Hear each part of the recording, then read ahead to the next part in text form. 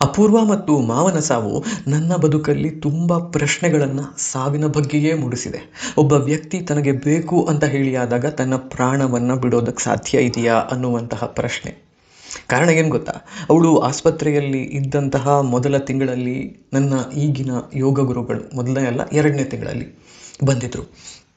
ಬಂದಿದ್ದವರು ನೋಡಿಬಿಟ್ಟು ಹೇಳಿದಂತಹದ್ದು, ಅವಳಿಗೆ ವಾಪಸ್ ಬರೋದಕ್ಕೆ ಇಷ್ಟ ಇಲ್ಲ, ಈ ದೇಹ ತನ್ನ ಕೆಲಸಗಳನ್ನು ಮಾಡುವಷ್ಟು ಸಶಕ್ತವಾಗಿಲ್ಲ ಅಂತ ಹೇಳುವ ಮನಸ್ಥಿತಿಯಲ್ಲಿ ಅವಳಿದ್ದಾಳೆ. And she is also in a confusion. ಆಗಾಗ ಅವಳ ತಂದೆಯನ್ನು ಭೇಟಿಯಾಗೋಕೆ ಹೋಗಿ ಬರ್ತಾಳೆ ಅಂತ. ಆ ಕ್ಷಣಕ್ಕೆ ಇದೆಲ್ಲ ಅರ್ಥವೇ ಆಗದಿದ್ದಂತಹ ಮಾತುಗಳು ನನಗೆ. ಎಂತ ಹೇಳ್ತಾರೆ ಹೀಗೆಲ್ಲ? ಅಲ್ಲಿಗೆ ಹೋಗಿ ಬರೋದಂತೆ, ಇಲ್ಲಿ ಮಲ್ಕೊಂಡಿದ್ದಾಳೆ, ಅಲ್ಲಿಗೆ ಹೋಗಿ ಬರೋದು ಹೇಗೆ? ಸೋಲ್ ಅಂತ ಹೇಳುವಂತಹದ್ದು ಹಾಗೆ ಬೇಕಾದಲ್ಲಿಗೆಲ್ಲ ಹೋಗಿ ಬರೋದಕ್ಕೆ ಸಾಧ್ಯ ಇದೆಯಾ? ಈ ರೀತಿಯ ಪ್ರಶ್ನೆಗಳು. ಸೂಕ್ಷ್ಮ ಶರೀರ, ಕಾಸಲ್ ಬಾಡಿ, ಆಸ್ಟ್ರಲ್ ಬಾಡಿ, ಇದೆಲ್ಲ ಆ ಕ್ಷಣಕ್ಕೆ ಆ ಟೈಮಿಗೆ ನನಗೆ ಗೊತ್ತಿಲ್ಲದ ವಿಚಾರಗಳು. ಹಾಗಿದ್ರು ಎನಿ ವಿಚ್ ವೇಸ್ ಅವ್ರು ಹಾಗೆ ಹೇಳಿದ್ರು, ಓಕೆ ಅಂತ ಸುಮ್ಮನಾಗಿದ್ದೆ. ಮಾವನಿಗೂ ಏನೋ ಒಂದು ಇಂಡಿಕೇಶನ್ ಖಂಡಿತ ಇತ್ತು. ನಾವು ಏನನ್ನೂ ಅವ್ರಿಗೆ ಹೇಳಲಿಲ್ಲ ಅಂದರು. ಅಪೂರ್ವ ಎಲ್ಲಿ, ಯಾಕೆ ಬರಲಿಲ್ಲ ಅಂತ ಕೇಳ್ತಿದ್ರು.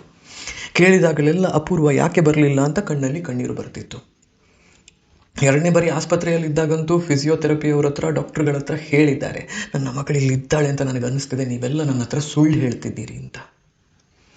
ಕೊನೆಗೆ ಅಕ್ಟೋಬರ್ 7 ಬಂತು, ಅಪೂರ್ವಳ ಸಾವಾಯಿತು. ಅಕ್ಟೋಬರ್ 8ಕ್ಕೆ ಅವಳ ಅಂತಿಮ ಸಂಸ್ಕಾರವನ್ನು ಅಂಡೆಪುಣಿಯಲ್ಲಿಯೇ, ಸಿಂಧೂರದಲ್ಲಿಯೇ ಮಾಡೋದು ಅಂತ ನಿರ್ಧಾರ ಆಯಿತು. ಯಾಕೆ ಆ ನಿರ್ಧಾರವನ್ನು ನಾವು ಮಾಡಿದ್ವಿ? ಪ್ರಶ್ನೆಗಳು ಸುಮಾರು ಜನರ ಮನಸ್ಸಲ್ಲಿರಬಹುದು. ಒಂದು ಕಾರಣ, ಅಪೂರ್ವಾಳಿಗೆ ಅವಳ ತವರು ಮನೆಯ ಬಗ್ಗೆ ಭಯಂಕರ ಪ್ರೀತಿ ಇತ್ತು. ಮದುವೆ ಆದ ಮತ್ತೆಯೂ ಕೊನೆಯವರೆಗೂ ಅವಳು ತುಂಬ ಪ್ರೀತಿಸಿದಂತಹ ಜಾಗ ಅದು ಸಿಂಧೂರ, ಅಂಡೆಪುಣಿ. ಅಲ್ಲಿ ಏನಾದರೂ ಒಂದು ಚೂರು ಆಚೆ ಈಚೆ ಆಯಿತು ಅಂತ ಹೇಳಿದರೆ ಅವಳ ಮನಸ್ಸು ಬೇಜಾರಾಗ್ತಿತ್ತು. ಅಲ್ಲಿ ಯಾರಿಗಾದರೂ ಏನಾದರೂ ಒಂದು ಸ್ವಲ್ಪ ಸಮಸ್ಯೆ ಬಂತು ಅಂತ ಹೇಳಿದರೆ ಚಡಪಡಿಸ್ತಾ ಇದ್ಲು.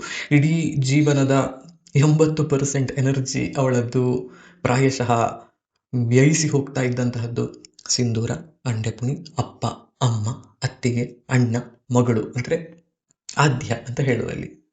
ಮಗಳು ಅವಳ ಜೀವನದ ಅತೀ ದೊಡ್ಡ ಭಾಗ ಆಗಿದ್ಲು. ಯಾವಾಗ ನೋಡಿದ್ರು ದಿನಕ್ಕೆ 10 ಸರ್ತಿ ಸಿಂಧೂರ, ಅಂಡೆಪುಣಿ ಅಂತ ಹೇಳ್ತಿದ್ಲು. ನಾವು ಮದುವೆ ಆದ ಮೇಲಿಂದ ನಾನೇ ಅವಳಿಗೆ ಎಷ್ಟೋ ಸತಿ ಹೇಳಿದ್ದೇನೆ, ನೀನು ನಮ್ಮ ಮನೆಗೆ ಸೊಸೆಯಾಗಿ ಬಂದದ್ದಲ್ಲ, ನಾನು ನಿಮ್ಮ ಮನೆಗೆ ಅಳಿಯನಾಗಿ ಬಂದದ್ದು ಅಂತ. ಎನಿ ವಿಚ್ ವೇಸ್, ಇಷ್ಟೆಲ್ಲ ಆಯಿತು. 7ನೇ ತಾರೀಕು ಅಪೂರ್ವ ಸೀರಿಯಸ್ ಆಗಿದ್ದಾಳೆ. 1 ವಾರದ ಮುಂಚೆ ಇನ್ಫೆಕ್ಷನ್ ಆಯಿತು ಅಂತ ಮಾವನಿಗೆ ಸುಳ್ಳು ಹೇಳಿದ್ವಿ. 8ನೇ ತಾರೀಕು ಅವಳ ಶವವನ್ನು ಅವರ ಮನೆಗೆ ತಗೊಂಡು ಹೋಗಿ ಆಯಿತು. ಮಾವ ಅವಳನ್ನು ನೋಡಿದರು, ಏನೂ ರಿಯಾಕ್ಷನ್ ಕೊಡಲಿಲ್ಲ. ನಾನು ಮಾವನ ಮುಂದೆ ಕೂತು ಕಣ್ಣೀರು ಹಾಕಿ ಹೇಳಿದೆ, ಪ್ರಯತ್ನವನ್ನು ತುಂಬ ಪಟ್ಟೆ, ಉಳಿಸಿಕೊಳ್ಳೋದಕ್ಕಾಗಲಿಲ್ಲ ಅಂತ. ಅದಕ್ಕೂ ಏನೂ ರಿಯಾಕ್ಷನ್ ಇರಲಿಲ್ಲ. ಆದರೆ ಶವವನ್ನು ದಹನಕ್ಕೆ ಅಪೂರ್ವಳನ್ನು ತಗೊಂಡು ಹೋದಾಗ ಅಪೂರ್ವನ ದೊಡ್ಡಮ್ಮನ ಮಗಳ ಹತ್ರ ಒಂದು ಮಾತನ್ನು ಹೇಳಿದ್ರಂತೆ, ಅದು ಹೋತು, ಇನ್ನು ಆನು ಹೆರಡದೆ ಅದರ ಹಿಂದೆ ಅಂತ ಹೇಳಿ 1 ತಿಂಗಳೂ ಆಗಿರಲಿಲ್ಲ. ಅಲ್ಲಿಯವರೆಗೆ ಚೈತನ್ಯ ಇದ್ದಂತಹ ಮಾವನಿಗೆ ಮತ್ತೆ ಯಾವ ಚೈತನ್ಯವೂ ಇರಲಿಲ್ಲ. ಆಹಾರ ಬೇಡ, ಊಟ ಬೇಡ, ತಿಂಡಿ ಬೇಡ, ಎಂತ ಕೇಳಿದರೂ ಯಾವುದು ಬೇಡ. ಆಸ್ಪತ್ರೆಯಲ್ಲೇ ಅವರನ್ನು ಇರಿಸಿ ಟ್ರೀಟ್ಮೆಂಟ್ ಕೊಟ್ಟಾಗಲೂ ಕೂಡ ಉಳಿದುಕೊಳ್ಳುವಂತಹ ಯಾವ ಆಸಕ್ತಿಯೂ ಅವರಿಗಿರಲಿಲ್ಲ. ಸತ್ಸಂಗದ ಗುರುಗಳು ಮತ್ತೆ ಹೇಳ್ತಾ ಇದ್ದದ್ದು ನನ್ನ ಹತ್ರ, those were the soul contracts of them ಅಂತ. ಇಬ್ಬರದ್ದು ಕೆಲಸ ಮುಗಿದಿತ್ತು, ಇಬ್ಬರೂ ಕೂಡ ಒಬ್ಬ ಹೋಗೋದಕ್ಕೆ ಇನ್ನೊಬ್ಬ ಕಾಯ್ತಾ ಇದ್ದದ್ದು, ಒಬ್ಬ ಹೊರಟ ಕೂಡಲೇ ಇನ್ನೊಬ್ರು ಹೊರಟರು ಅಂತ. ಇವತ್ತಿಗೂ ಸ್ಕೆಪ್ಟಿಕಲ್ ಆಗಿಯೇ ಈ ವಿಷಯದಲ್ಲಿ ನಾನು ಆಲೋಚನೆ ಮಾಡ್ತೇನೆ. ಕಾಕತಾಳೀಯ ಇರಬಹುದಲ್ವಾ, ಒಬ್ರು ಹೋದ್ರು, ಇನ್ನೊಬ್ರಿಗೂ ಇಂಜುರಿ ಆಗಿತ್ತು, ಅವರು ಕೂಡ ಮಾನಸಿಕವಾಗಿ ನೊಂದು ಬೆಂದು ಹೋಗಿರಬಹುದು ಅಂತ.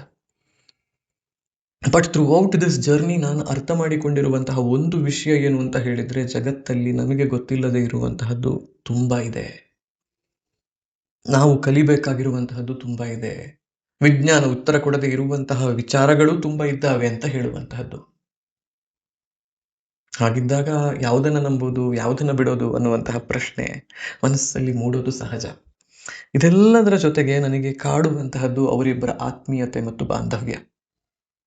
ಶಾಲೆಗೆ ಕರೆದುಕೊಂಡು ಹೋಗ್ತಾ ಇದ್ದದ್ದು ಮಾವ. ಸ್ಕೂಟರ್ನಲ್ಲಿಯೇ ಅವಳನ್ನು ಕರ್ಕೊಂಡು ಹೋಗ್ತಿದ್ರು, ಸ್ಕೂಟರ್ನಲ್ಲಿಯೇ ಅವಳನ್ನು ಬಿಡ್ತಿದ್ರು, ಅವಳನ್ನು ಕರ್ಕೊಂಡು ಬರ್ತಿದ್ರು. ಅಪೂರ್ವ ಏನನ್ನಾದರೂ ಹೇಳಿದರೆ ಮಾವ ಅದನ್ನು ಮಾಡಿಯೇ ಮಾಡ್ತಿದ್ರು.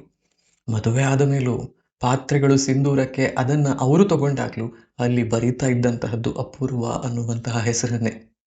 ಯಾಕೆ ಗೊತ್ತಿಲ್ಲ.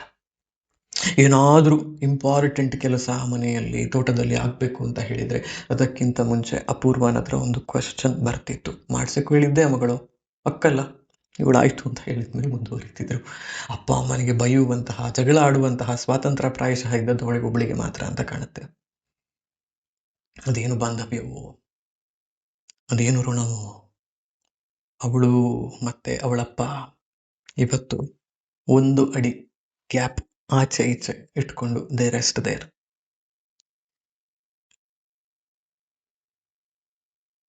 ಏನು ಹೇಳುವುದಕ್ಕೂ ಆಗೋದಿಲ್ಲ ಅಲ್ವಾ ಇಂತಹ ವಿಚಾರಗಳಲ್ಲಿ. ಯಾಕೆ ಹೀಗಾಯ್ತು, ಹೇಗೆ ಹೀಗಾಯ್ತು ಅಂತೆಲ್ಲ. ಮಾವ ತುಂಬ ತುಂಬ ತುಂಬ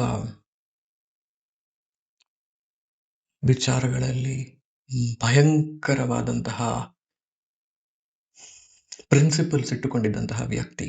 1971 ಯುದ್ಧದ ನಂತರವೂ ಅಥವಾ ಅದಕ್ಕಿಂತ ಮುಂಚೆ ಯಾವಾಗಲೂ ಲಾಲ್ ಬಹದ್ದೂರ್ ಶಾಸ್ತ್ರಿಯವರು ಒಂದು ಹೊತ್ತು ಊಟ ಬಿಡಿ ದೇಶಕ್ಕಾಗಿ ಅಂತ ಹೇಳಿದ್ರಂತೆ. ಅದನ್ನು ಕೊನೆಯವರೆಗೂ ಪಾಲಿಸಿಕೊಂಡು ಬಂದಿದ್ರು. ಒಂದು ಏಜ್ನ ನಂತರ ಶನಿವಾರ ರಾತ್ರಿ ಊಟವನ್ನೇ ಮಾಡ್ತಿರ್ಲಿಲ್ಲ. ಕಾರಣ ಇದೆ, ಒಂದು ಹೊತ್ತಿವತ್ತು ನನಗೆ ಇವತ್ತು ರಾತ್ರಿ ನಾನು ಊಟ ಮಾಡೋದಿಲ್ಲ ಅಂತ ಹೇಳಿಕೊಂಡು.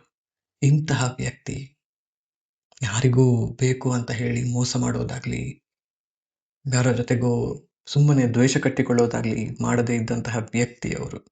ಅವರಿಗೆ ಈ ಸಾವು ಸರಿಯಾದದ್ದ ಗೊತ್ತಿಲ್ಲ, ಕರ್ಮಗಳು ಮುಗಿಯೋದು ಹೀಗೆಯಾ ಗೊತ್ತಿಲ್ಲ.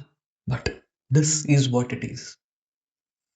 ನನ್ನ ಪಾಲಿಗೆ ಮಾವನಾಗಿಯೂ ಇದ್ರು, ತಂದೆಯ ಸ್ಥಾನದಲ್ಲೂ ನಿಂತಿದ್ರು. ಭಯಂಕರ ಪ್ರೀತಿ ಇತ್ತು ಅವರಿಗೆ ನನ್ನ ಮೇಲೆ, ನನಗೂ ಅವರ ಮೇಲೆ ತುಂಬ ಗೌರವ. ಬಟ್ ಏನು ಮಾಡೋದು, everything has to come to an end. ಅವರ ಪ್ರಯಾಣ ಇಲ್ಲಿ ಮುಗೀತು ಅಷ್ಟೇ. ಹೋಗಿ ಬರ್ತೇನೆ. ನಾನು ನಿಮ್ಮ ಆಶೀಶ್ ಸಾರಡ್ಕ.